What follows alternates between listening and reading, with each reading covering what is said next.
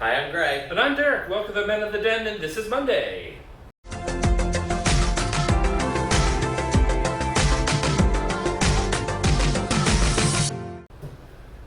Hi, everyone. Welcome to another week here on the Den. So Steve isn't here today. He's hanging out with the resident Toronto, John Van Ness. Mirko, as you've seen in previous videos. Yes. So we're just gonna talk to shit ourselves today. Yeah. So we went and saw It 2 last night. So I guess we're gonna talk about that. Yes, we are. So, I've read this book before. It is an absolute marathon and a total emotional roller coaster to read.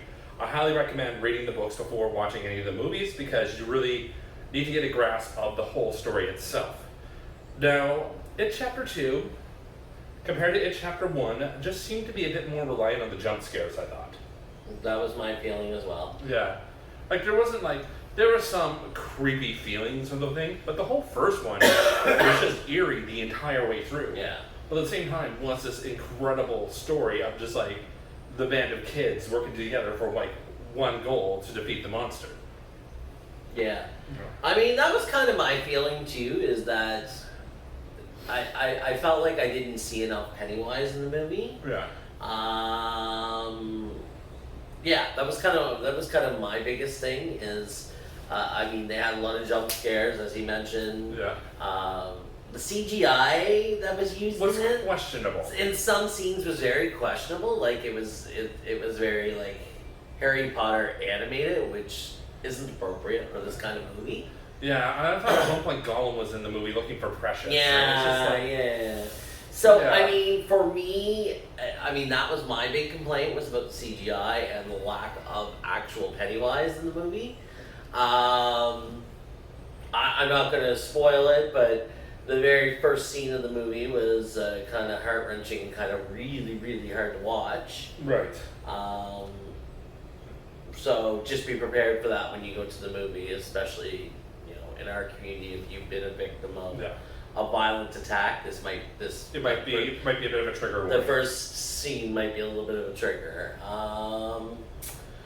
But overall, I thought the movie was really well done. If I'm comparing it to the original, It with Tim Curry from all those years ago, they were done very differently.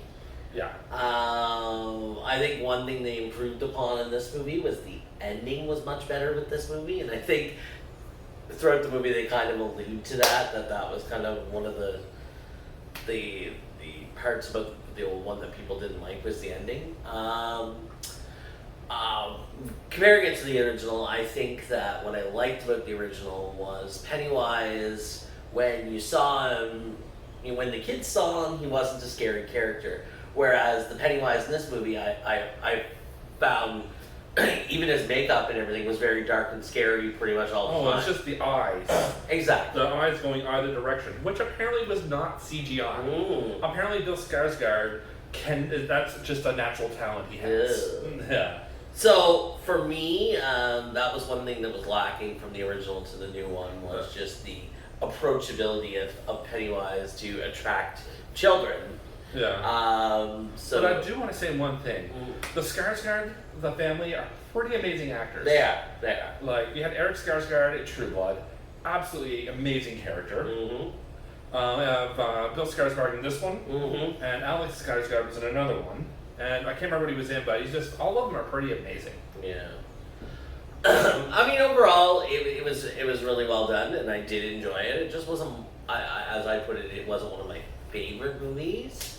Yeah. And comparing it to the old one, maybe it's because I seen the old one first many years ago. I'm still partial to the old one versus the new one. Let's talk about how iconic the old miniseries was way back in the day. Like, we grew up in the early 90s, Mm-hmm. and we started watching horror movies around the late 80s, early 90s, and this was released, was it 1991? Yeah, early 90s. Early 90s, and this was one of those things amongst us and our friends, we all talked about this and how terrifying this movie was. Right, and even growing up, like even in their 30s, you ask people, about the original It, and it scared the shit out of them. Like even as adults, a lot of people developed fears of clowns because of that original movie all those years ago. I And feel seen. What? I feel seen now. Thank you. yeah, but I mean, there's a lot of people. You're not the only one. I've met a lot of people that have fear of clowns genuinely because of the original It and how well done it was. It was done in a much campier way, but it still had the horror element, which I really liked. For me, that was kind of missing from the new 2 movies, but they did it in a different way, and it was in its own way, it was well done. Well, I think it was because Tim Curry. Well, because Tim Curry is Tim Curry. Tim Curry, Is just Tim Curry. It's just when you saw Pennywise, he wasn't scary. He was a clown. Right. A horrible, horrible thing would happen, and there's this clown just laughing about it Right. and just being a clown. Right, exactly. I mean, and it wasn't actually very often that you saw like his scary teeth or Like it was only like once in a while, like in that first scene with the water drain. Right. I think there was a scene where like he was seen behind like laundry or something, and he's just like going. Yeah.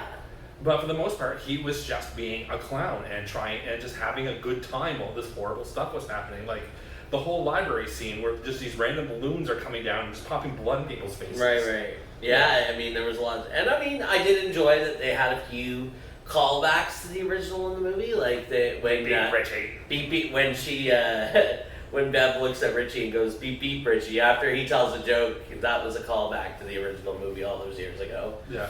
And there was a few other callbacks if you're paying attention. So if you haven't seen it, pay attention, and if you watch both, you'll catch some callbacks. Oh, cat's being fed. The cat is being fed. Welcome to our automated cat feeder with Greg's voice.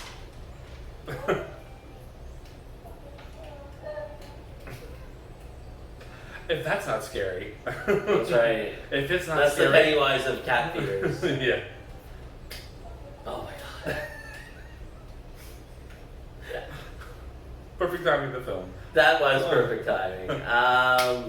So yeah, that's kind of my take. But I mean, if I were to like give it a score out of 10, probably be a solid 7.5. Yeah, that's where I would put it about 2. Yeah. I liked it.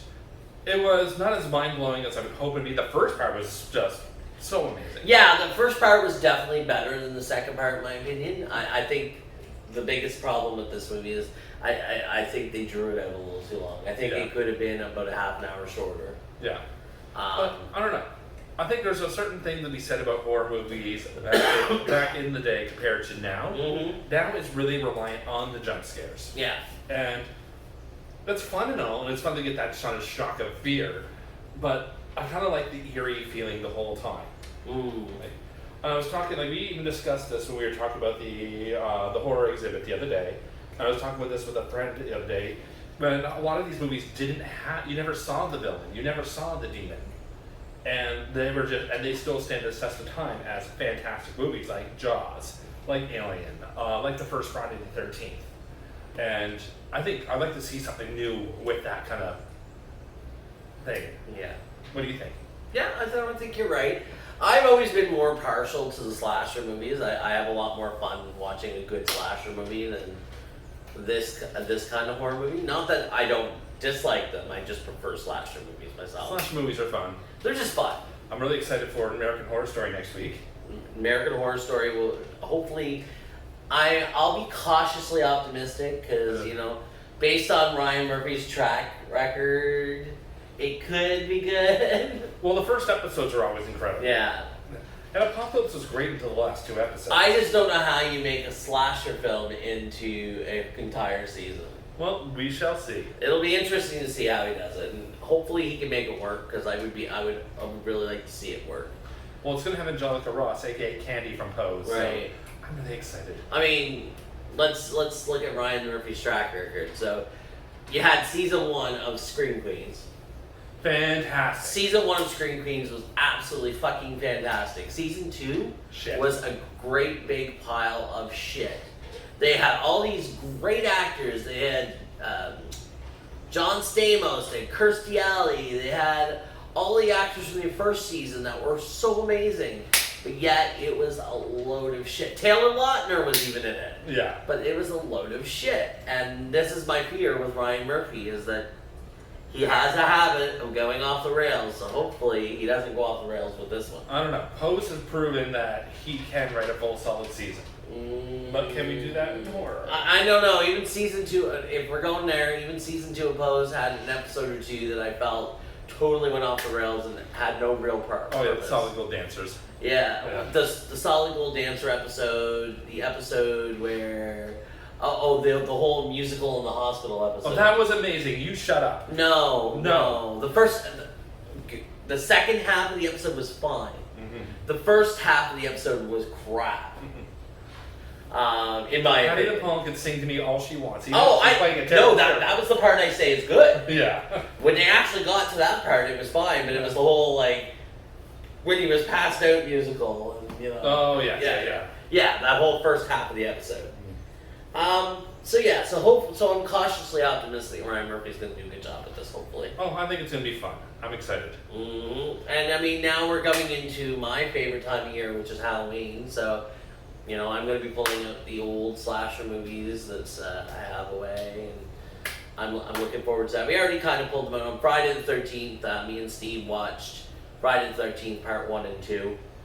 I'm really looking forward to introducing them to Part 3 because I have the original 3D glasses with it. And Oh. I actually have never watched the third one with the cheesy 3D glasses, so I'm looking forward to doing that. That's we'll see what happens. All right. Well, I think that's it. All right. As always, like, share, subscribe. Tune in the rest of the guys' videos to see what they're going to talk about this week. Have a great week. Bye.